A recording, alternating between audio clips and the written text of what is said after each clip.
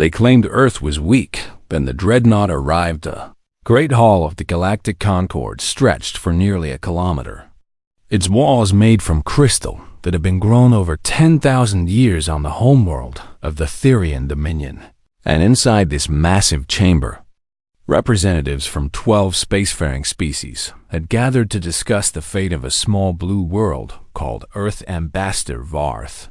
Cal stood at the center of the speaking platform, his iridescent scales shifting colors as he moved, and his 4 eyes scanned the assembled delegates with a mixture of boredom and contempt as he prepared to deliver his assessment of humanity.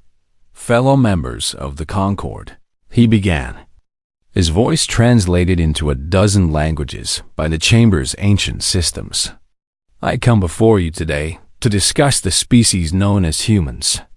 And I must confess that this discussion feels like a waste of our valuable time. A ripple of agreement passed through the assembly, and several delegates made sounds that indicated their support for this.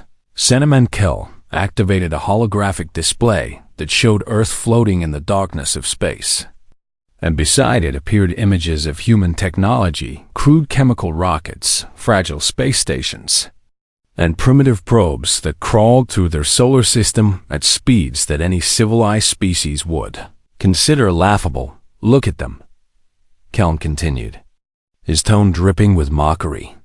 They have barely escaped the gravity of their own world, and already they send messages into the void, hoping someone will answer, hoping someone will notice them. The Varax delegate, a being that resembled a mass of tentacles with glowing eyes, made a sound that translated as laughter, and others joined in the amusement. Their biology is fragile beyond belief, Kelm said as he changed the display to show human anatomy. They require constant supplies of oxygen, water, and organic matter just to survive, and their bodies break down after less than 100 of their years, sometimes much sooner. He paused for effect before continuing his speech. They nearly destroyed themselves with primitive nuclear weapons, and they have poisoned their own atmosphere with industrial waste. And even now they fight among themselves over resources and ideology. And yet they dream of joining us among the stars.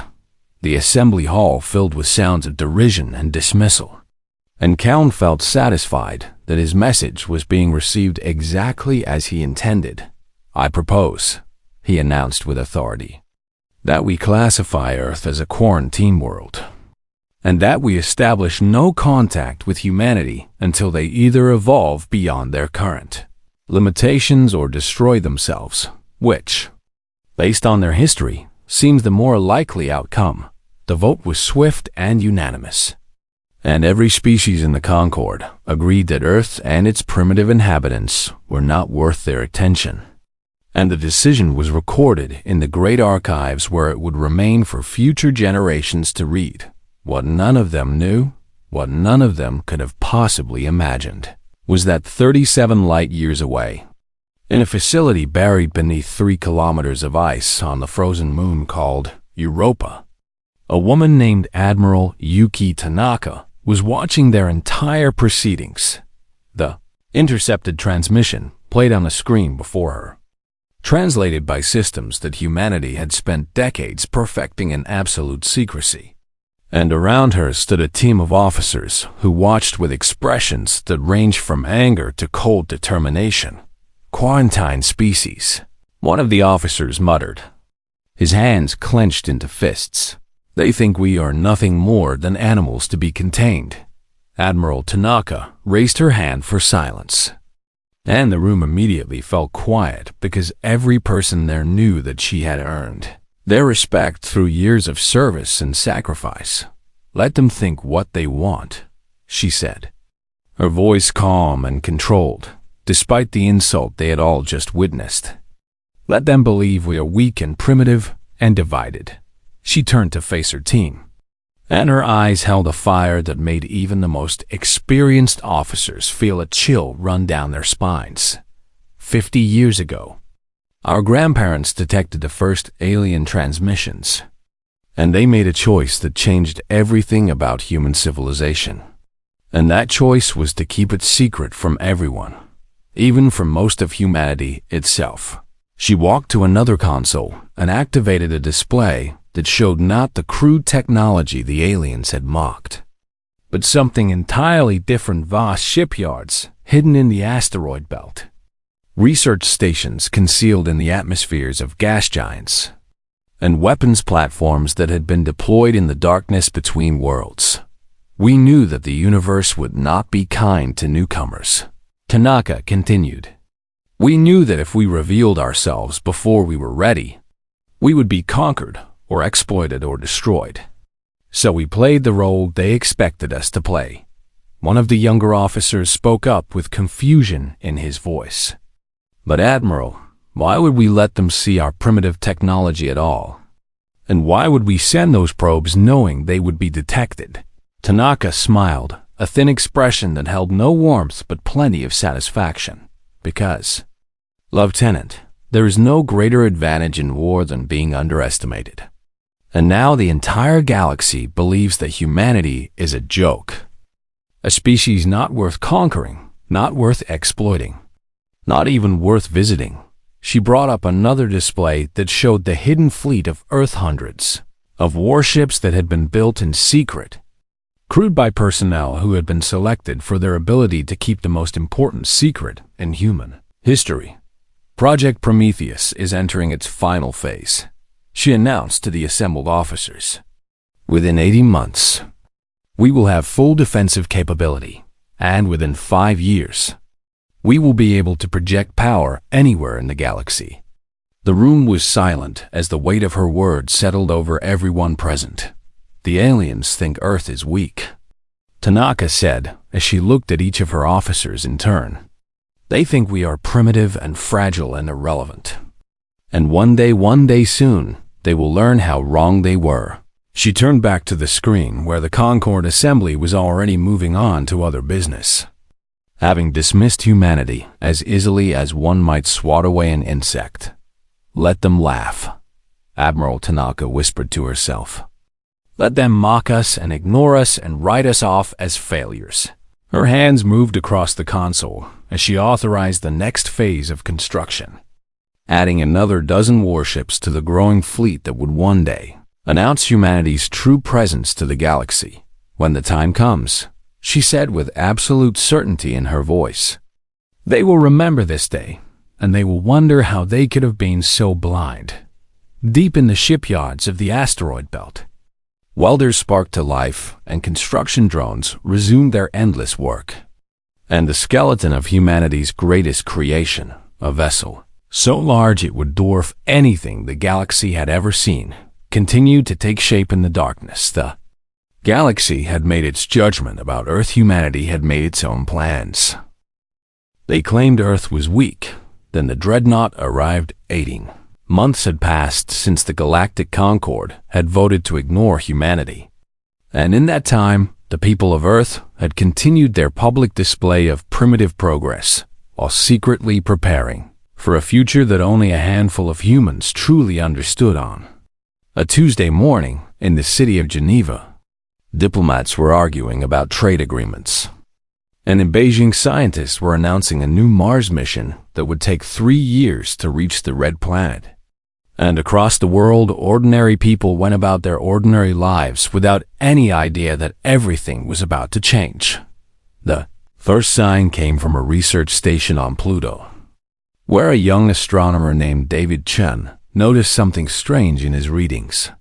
And his hands began to shake as he realized what he was looking at. Contact, he whispered into his communicator, his voice barely audible. Multiple contacts entering the solar system at the edge of the Kuiper Belt. And they are not ours. Within minutes, his report had been verified by 3 other stations. And within an hour, it had reached the desk of Admiral Yuki Tanaka in her command center on Europa. She studied the sensor data with a calm expression that hid the tension she felt inside. And around her, the staff moved with practiced efficiency as they activated protocols that had been rehearsed 1,000 times, but never actually used. How many ships? She asked without looking up from the display. 217 confirmed, her tactical officer responded. Configuration matches the HFY Hegemony Harvester fleet with full military escort. Tanaka nodded slowly because she had expected something like this for years. And the HFY were exactly the kind of threat she had prepared humanity to face. The HFY were not members of the Galactic Concord, and they operated outside the laws and treaties that govern civilized space. And their purpose was simple.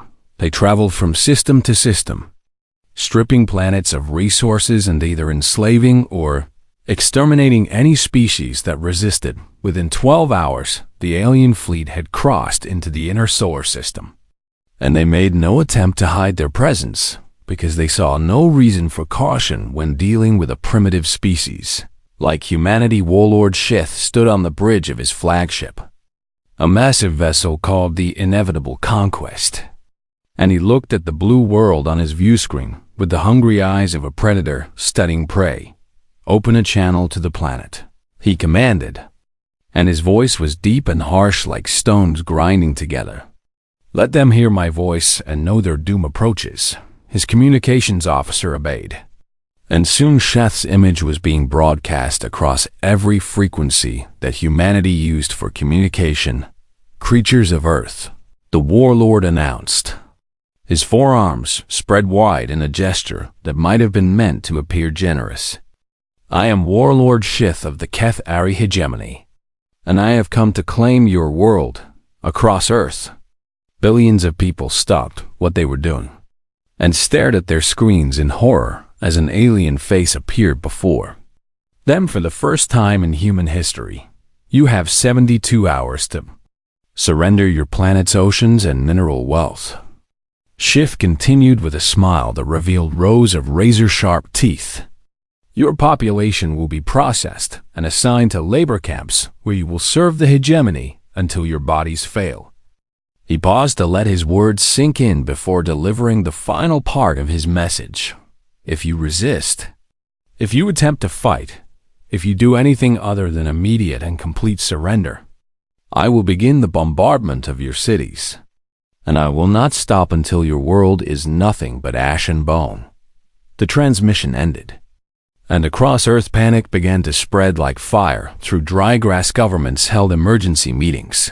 Militaries scrambled their forces, and ordinary people either fled to the countryside or huddled in their homes praying for a miracle they did not believe would come. The public response from Earth's leaders was exactly what Shith expected: frantic pleas for more time, offers of negotiation, and desperate attempts to contact the Galactic Concord for help. They begged like all the others. Shith remarked to his second-in-command with satisfaction. This conquest will be even easier than I anticipated. What Shith did not see was the other communication network, the one that humanity had kept hidden for 50 years. The one that connected the secret installations throughout the solar system to Admiral Tanaka's command center. Status report. Tanaka ordered as she watched the HFY fleet move closer to Earth. All assets are at ready positions. Her operations officer replied. The Shadow Fleet is holding in Jupiter's magnetosphere, and the Wolf Packs are deployed throughout the asteroid belt. And the orbital defense grid is charged and waiting. And Prometheus? There was a pause before the officer answered. Prometheus reports 97% completion, Admiral. And the engineering team says they can have her fully operational within 6 hours if we push hard. Tanaka considered this information carefully because she knew that the timing would be critical, and moving too soon could reveal their capabilities before the trap was fully set. Tell engineering they have 4 hours, she said, and inform all commands that Operation Awakening is now active around the solar system. Hidden installations that had pretended to be nothing more than mining stations and research outposts suddenly went dark, and their power signatures vanished as they switched to systems that the HFY sensors could not detect. Warlord Shith noticed nothing unusual because he was too focused on the virus. pathetic display of Earth's visible defenses, a handful of orbital stations armed with what appeared to be primitive missiles and energy weapons that would barely scratch his flagship's paint. They have nothing, he announced to his crew with contempt. Not even enough firepower to slow our advance. And I grow tired of waiting for their surrender. He made a decision that would seal his fate.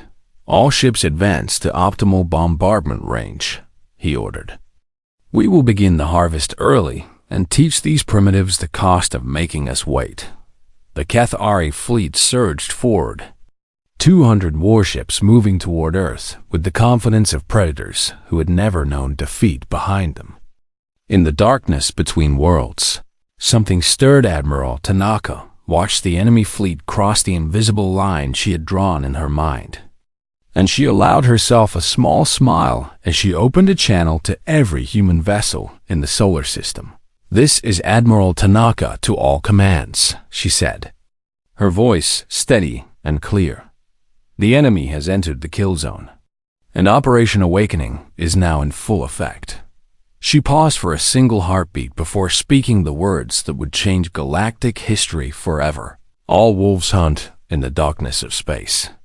Hundreds of engines roared to life as humanity's true fleet revealed itself. And the greatest battle in human history was about to begin.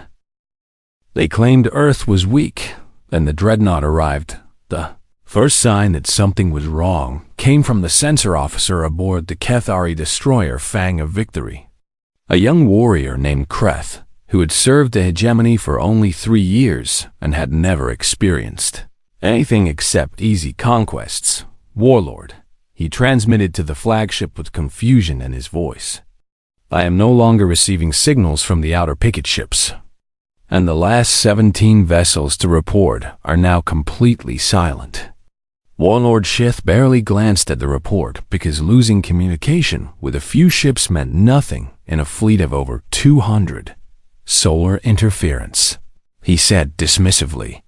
"Have them reestablish contact and stop wasting my time with minor technical problems." But Kreth was already trying to reach the missing ships. And no matter what frequency he used or how much power he pushed through his equipment, there was nothing but empty space where his comrades should have been. "There is no debris," he whispered to himself as his instruments searched desperately for any sign of the lost vessels. "There are no distress signals and no emergency beacons, and no trace at all. They have simply vanished." Across the Cathari fleet, other sensor officers were beginning to notice the same thing, and a wave of unease spread through the armada as the number of missing ships continued to grow. Then the voices started. At first it sounded like static on the communication channels, just random noise that could be explained away as interference from the local star. But slowly the static began to form words, human words spoken in calm and professional tones. Vol 3 confirming kill on targets Alpha 7 through Alpha 12. Vol 9 engaging secondary formation 6 hostiles down, moving to next position. This is Wolf lead to all packs. Maintain radio discipline and watch your energy signatures.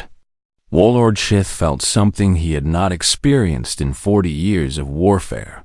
The cold grip of fear wrapping around his heart. "What is this?" he demanded as he grabbed his communications officer by the throat. "Where are these signals coming from, and why can we not jam them?" The officer choked out a response between gasps for air. "Unknown. Warlord, the signals are using frequencies we have never encountered before, and our jamming systems cannot lock onto them." Shith released the officer and stared at his view screen where the icons representing his ships were beginning to disappear one by one, blinking out of existence like stars being swallowed by the void. "Show me," he commanded. "Show me what is killing my ships." The tactical display zoomed in on the location where a destroyer had just vanished. And for a brief moment, the sensors caught something. A shadow against the darkness of space. A shape that seemed to bend light around itself before disappearing completely. "They have stealth vessels," Shith realized with growing horror. "The humans have ships we cannot see, but that was impossible. Everyone in the galaxy knew that humanity was primitive, that they had barely developed spaceflight, that their technology was a joke compared to even the most backward species in the Concord. Even as he struggled to understand what was happening, more of his ships died in the darkness from the shadow of Jupiter's moons. The first wave of humanity's visible fleet emerged, and the Cathari finally saw what they were facing. These were not the crude vessels that humanity had shown to the galaxy. These were warships built with technology that rivaled or exceeded anything the Cathari possessed.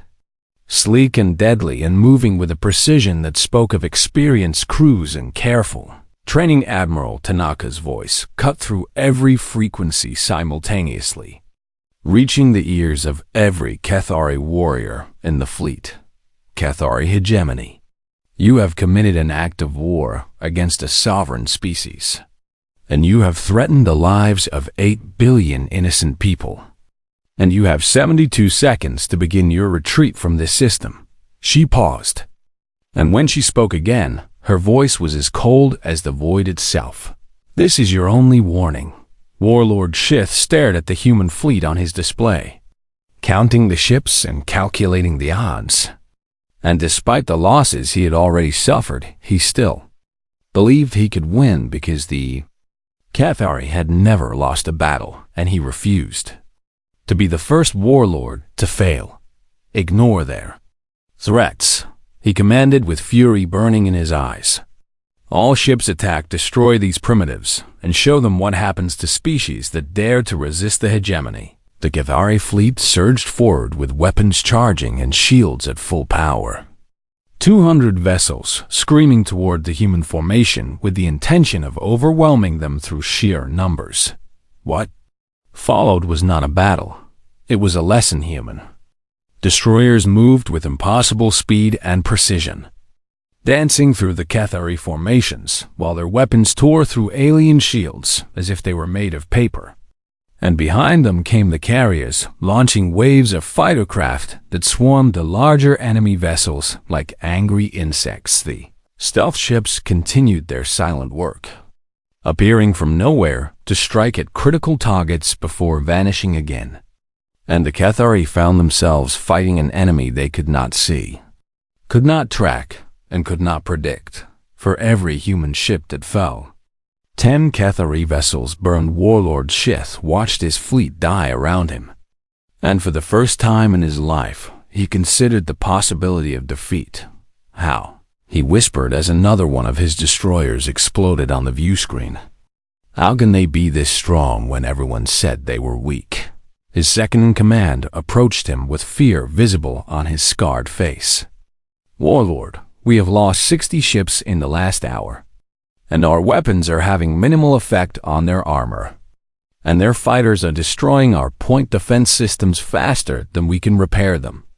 Shith gripped the arms of his command chair so hard that the metal bent beneath his claws.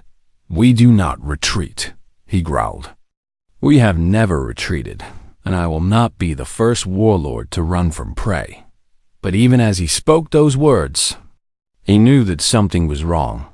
The humans were not pressing their advantage, and instead they seemed to be holding back, almost as if they were waiting for something. Why are they not finishing us? He wondered aloud. They have the power to destroy what remains of my fleet, yet they hesitate. The answer came moments later when his sensor officer let out a cry of pure terror. Warlord, there is something emerging from subspace behind us, something massive. Sheth turned to look at the tactical display, and what he saw made his blood run cold. A tear had opened in the fabric of space itself, and from that wound, in reality, came a shape so large that it defied comprehension. A vessel that stretched 15 kilometers from bow to stern, bristling with weapons and armored with plates thick enough to stop anything the Cathari possessed. The humans had not been waiting to finish the battle. They had been waiting for their true weapon to arrive by the ancestors. Shith whispered as the human Dreadnought completed its emergence and turned its countless weapons toward what remained of his fleet. What have we awakened? They claimed Earth was weak. Then the Dreadnought arrived. The UES Prometheus hung in space, like a mountain given form and purpose. And every ship in the battle, human and Cathari alike, seemed small and fragile in comparison to this monument of human engineering and determination on the bridge of this impossible vessel. Captain Marcus Cole stood before the main view screen with his hands clasped behind his back, watching the chaos of the battle unfold before him. And around him, a crew of 3,000 worked with calm efficiency because they had trained for this moment for years. All systems report ready, his first officer announced from her station. Weapons are charged, shields are at maximum, and the gravity drive is stable. Cole nodded slowly because he understood the weight of what they were about to do. They were about to demonstrate a weapon that would change the galaxy's understanding of warfare forever. "Open a channel to the Cathari flagship," he ordered. And his voice carried the authority of a man who had dedicated his entire life to protecting his species. When the channel opened, he saw the face of Warlord Shith on his screen, and for the first time, that fearsome warrior looked afraid. "Cathari Commander." Cole spoke with measured calm. "I am Captain Marcus Cole of the United Earthship Prometheus. I am offering you one final opportunity to surrender your forces and spare what remains of your fleet." Sheth's fear transformed into rage as he heard these words, because no Cathari warlord had ever surrendered, and he refused to be remembered as a coward. "You dare threaten me?" he roared with fury, shaking his voice. "You are nothing but vermin from a backwater world. And no matter how big your ship is, you cannot defeat the might of the hegemony." He turned to his weapons officer and issued the command that would seal his fate. "All ships concentrate fire on that monstrosity. Destroy it now." The remaining Cathari vessels obeyed without hesitation, turning their weapons toward the Prometheus and unleashing everything they had.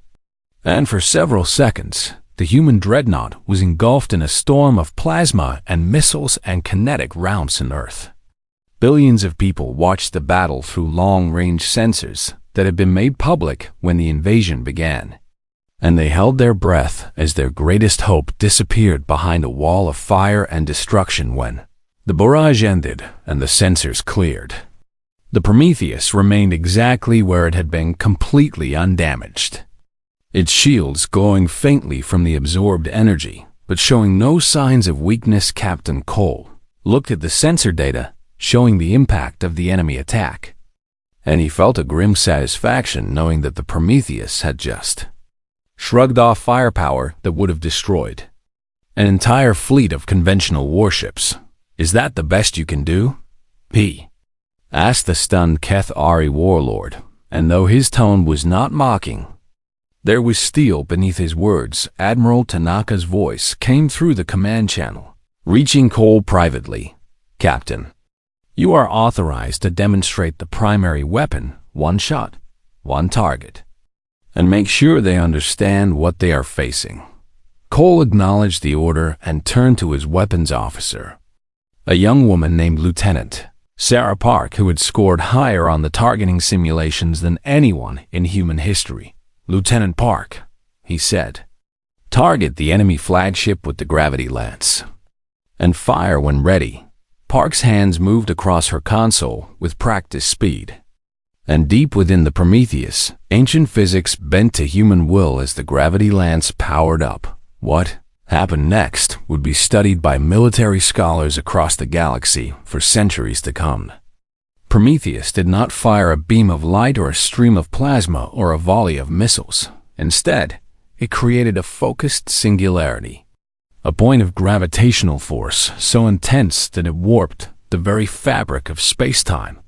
The singularity crossed the distance to the inevitable conquest in less than a heartbeat. And when it struck the Cathari flagship, the massive vessel simply collapsed in on itself. Warlord Shith had no time to scream, no time to understand what was happening, no time to do anything except exist for one final moment before his ship and everything Inside it was compressed into a sphere no larger than a marble. The marble drifted through space for a moment before the singularity dissipated.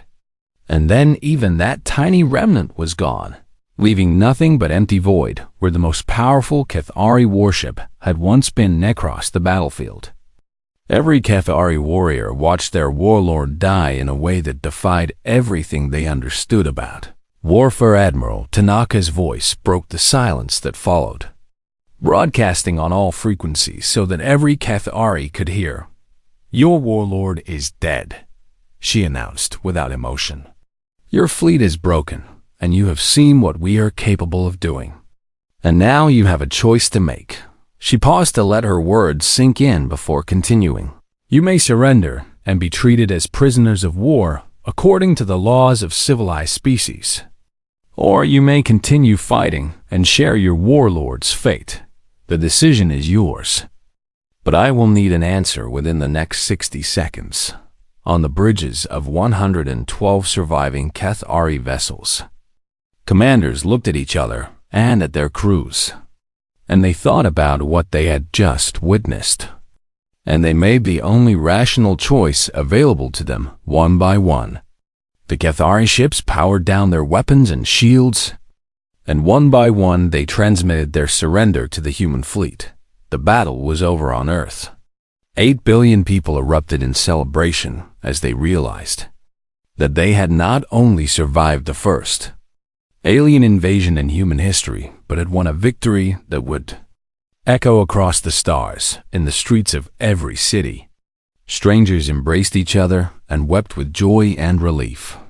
And governments that had been preparing evacuation plans instead began planning victory parades. But in her command center on Europa, Admiral Tanaka allowed herself only a brief moment of satisfaction before turning to the next challenge: begin rescue operations for our damaged vessels. She ordered her staff, and prepare a full report on HFY casualties.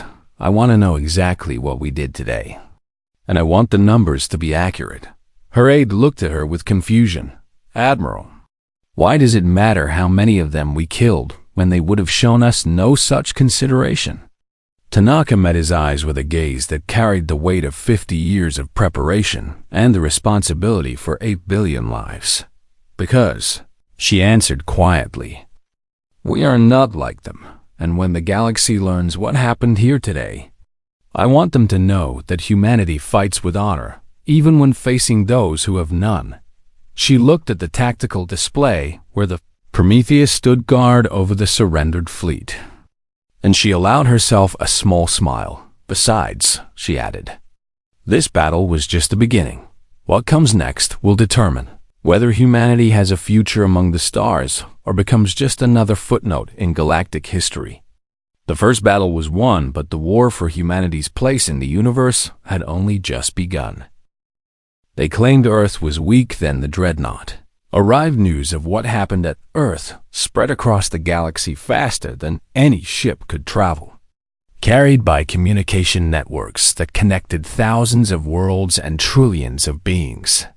The Galactic Concord received detailed reports within hours of the battle's end, and the reaction among the 12-member species ranged from disbelief to terror to a strange mixture of both. Ambassador Varth Keln stood in his private chambers on the Therian homeworld, staring at the holographic display that showed the Prometheus destroying the HFY flagship, and his scales had gone pale with shock as he watched the recording for the 7th time. "This cannot be real," he whispered to himself. But he knew that the intelligence reports had been verified by 3 separate sources, and there was no possibility of deception or error. The species he had dismissed as primitives, the world he had voted to quarantine and ignore, had just defeated one of the most feared military forces in the known galaxy, and they had done it with technology that made his own. People looked like children playing with toys within days. Keln had called for an emergency session of the Concord Assembly, and representatives from all 12 species gathered in the Great Crystal Hall to discuss what they now called the Earth problem. "How did we miss this?" the Vorax delegate demanded. his tentacles writhing with agitation. We have been monitoring their communications for decades, and we saw nothing but primitive rockets and petty conflicts. They deceived us. Another delegate responded with anger in her voice. They showed us what they wanted us to see while building their true fleet in secret. The debate continued for hours, with accusations and theories flying back and forth. But eventually, all eyes turned to Ambassador Calm, who had been the loudest voice advocating for humanity's irrelevance. Cole stood slowly, feeling the weight of every gaze upon him. And when he spoke, his voice carried none of the arrogance it had held 18 months earlier. "I made a mistake," he admitted, and the words felt like broken glass in his throat. "We all made a mistake, and now we must decide what to do about it." Before anyone could respond, the chamber's communication system activated with an incoming transmission. Request for an audience from Admiral Yuki Tanaka of United Earth Command. The Concorde had no choice but to accept. Tanaka's holographic image appeared at the center of the speaking platform, and she was still wearing her battle-worn uniform, still carrying herself with the quiet confidence of someone who had just changed the course of galactic history. "Members of the Galactic Concorde," she began. Her voice translated into 12 languages simultaneously. "I come before you today not as a conqueror or a supplicant, but as the representative of a species that has earned the right to speak in this hall." She paused and looked around the assembly, meeting the eyes of delegates who had once laughed at the idea of humanity among the stars. 18 months ago, you voted to classify Earth as a quarantine world, and you declared that humanity was too primitive and too violent to deserve your attention. And you assumed that we would either destroy ourselves or remain trapped on our planet until we evolved into something more worthy of notice. Several delegates shifted uncomfortably in their seats as best ever. Tanaka continued.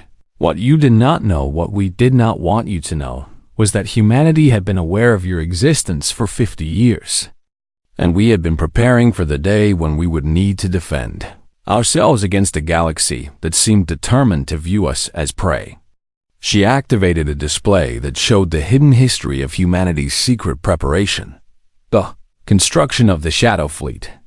The development of weapons based on physics that the Concorde had believed impossible. The training of millions of personnel to crew vessels that would reveal humanity's true capabilities.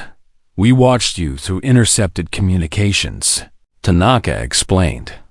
"We studied your technology and your politics and your history, and we learned the most important lesson that the galaxy had to teach us."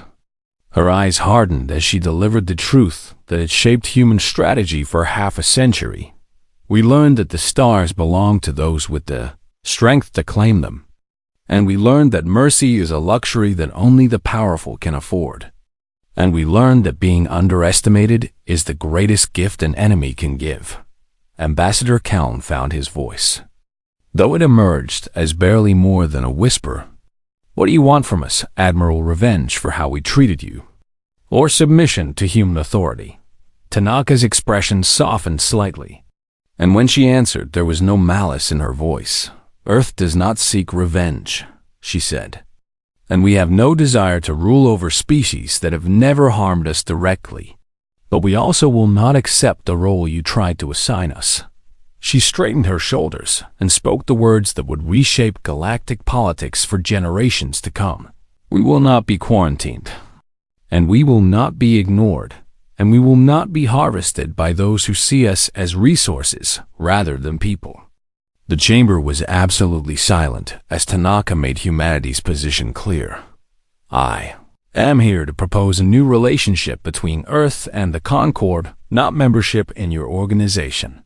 Because frankly, we have no interest in joining a body that was so eager to dismiss us, but a treaty of equals.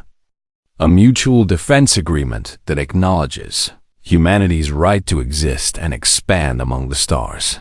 She smiled, not with arrogance or triumph, but with the confidence of someone who knew exactly what she wanted and exactly how to get it.